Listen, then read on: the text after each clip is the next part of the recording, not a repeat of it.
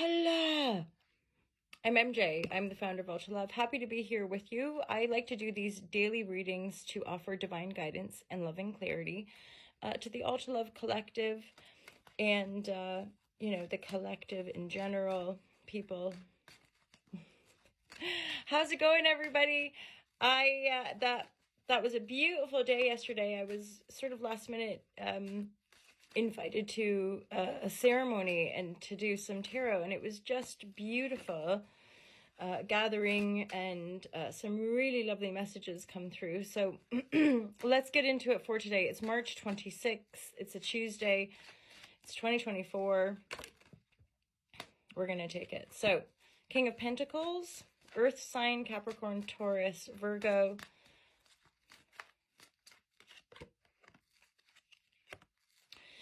For some of you, this could be an unexpected encounter that you have maybe when you go on a trip or go travel. There is something, obviously, with eclipses. That's often the thing about them, is that some of the stuff that goes down can be unexpected. They're sort of fated events as such.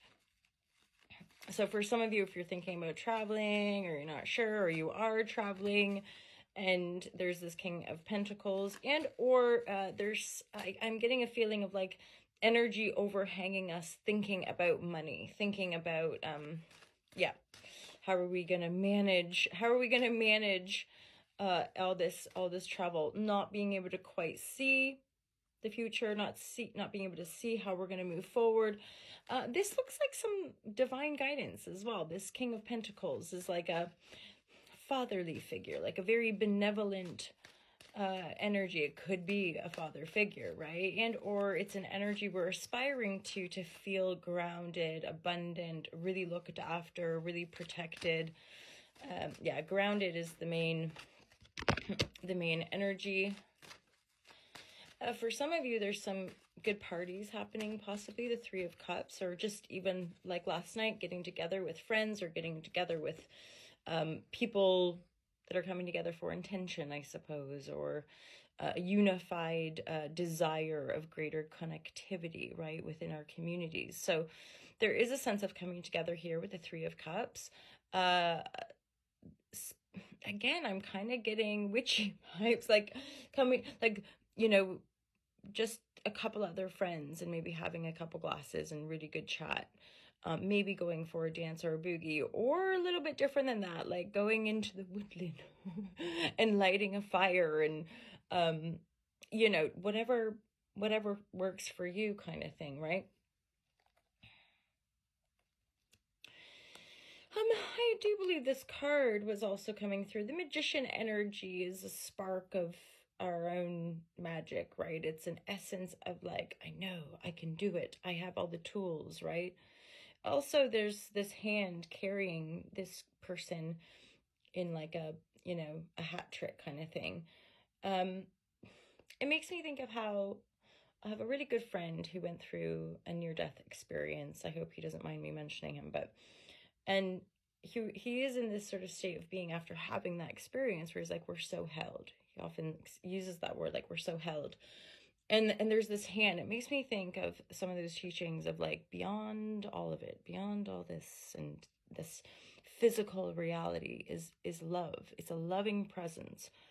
As despairing as things can be in this physical dimension, behind all the veils, it are these supportive energies ushering our experiential evolution, our soul's evolution, our connection to, expansive cosmic realities, like whatever it might be, or just like Earth, and or simplicities of love in essence, right? So really lovely energy here. Magician. If this is also connected possibly to some of you, if you're inspired to move or feeling like you're wanting to move. I'm also getting another message, the Four of Wands reversed. This could be a delay also. If there's an engagement or a party or, like an invitation, there's could just be like a little bit of a delay before that energy comes through.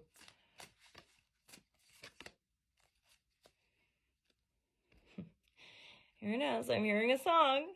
And I feel like this is a more modern song, and I don't really, but I'm hearing something about like talking to the moon. I don't know. But you talking, that's what I'm hearing the words as far as like talking to the moon or connecting, hence where it's getting those witchy vibes for some people, right? That might be how you connect. You want to make a fire, you want to you like, stir a cauldron or make food, stuff like that. So but sometimes the moon card does give me a sense of rewilding, and then the soul family card. So there is a sense of either changing the way we're connecting, or changing, like bringing more of that wild spirit into the soul family. That's going to be different for everybody. Soul family just means it can be beyond our like blood lineage family, right? Or the peeps that we were born into. A soul family are just the people that we super dupes res with, right? Which can be internet friends, which obviously can be friends, people we meet, etc. Passion. This has come up a little bit too. It's another 5. So, the grounding energy, King of Pentacles, is strong. So like stay grounded, basically. Play. Oh my gosh, that card came through too.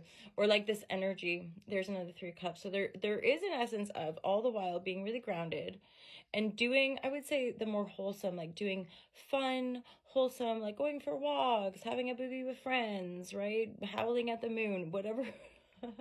Whatever you fancy, possibly with a couple trusted friends, as in soul connections, people that you super dupes res with.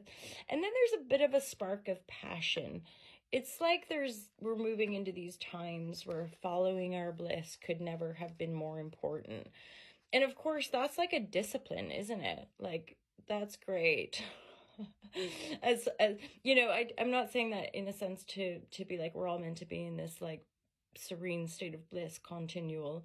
It's just that certain practices like meditation or yoga or mindfulness or whatever, these practices are leading us to a state of being that we have access to.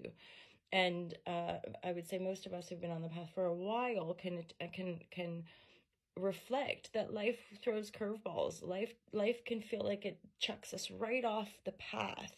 And yet the beauty of some of these tools, when we practice them with a certain amount of loving discipline, we come back into them, and they can maybe help us come back to a state of balance a bit more quickly, or be able to orient ourselves, which has a lot to do with just being in the present moment and having some of those practices that help us be more in the body as well. So, holla Shazam, way lovers. One more. Let's get one more card for clarity, divine guidance, love, and clarity for this amazing collective. Feeling blessed today. We're still in it. We've got another big eclipse happening on April 8th, I believe. Yeah. There's some interesting alignments and activities with the cross path of this eclipse from previous eclipse cycles across the United States. So, some of the predictive astrology is seeing potentials for, things like earthquakes and stuff. So Godspeed, may peace be with us all.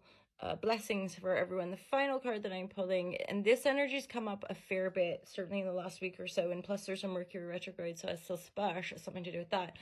But probably in the next just like 10 days until we're over, or maybe even the end of April, if you can wait that long, waiting to the end of April to really like start something or move towards something with great speed and action.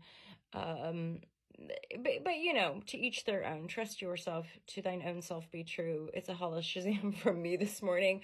Have a wonderful day, my lovers. Check out the YouTube channel, check out the merchandise, the online courses, and if you want to book a reading, of course, I would be overjoyed to see you there. Okay, take care. Peace out.